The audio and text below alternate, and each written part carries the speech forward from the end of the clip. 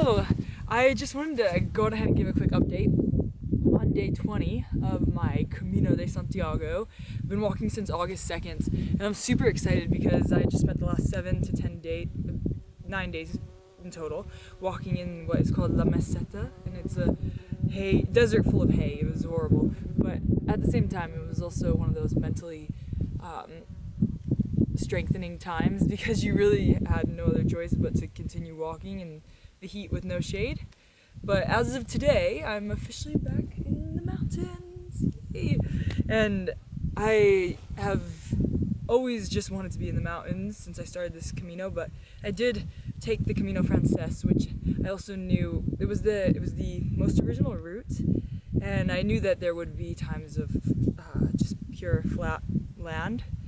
But I wanted to start off with at least the most original route this time, even though last year I did a few different parts of the Camino del Norte, which is aún más bonito. Como El Camino del Norte is just full of climbs, like you're just ascending and then descending and ascending and descending, and you're close to the ocean the whole time.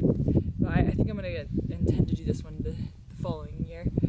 But for the moment, I'm back in the mountains, and I also will be entering Galicia in the next 60 kilometers, something like that, in about 2 days.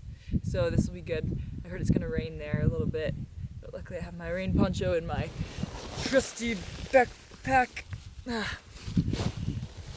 which is getting lighter every single day. I swear I feel like I'm getting stronger every single day, but also I think I'm losing items in my backpack as you leave really early in the morning and it's dark in the room, and so I have lost a few items of clothes and a few other things. But it's the Camino. You leave things behind, they come and they go. It's all good anyhow. But yes, I just wanted to explain everything. I'm a little bit tired this morning because last night I've had 2 run-ins now with bed bugs, and it's not fun. Luckily I've been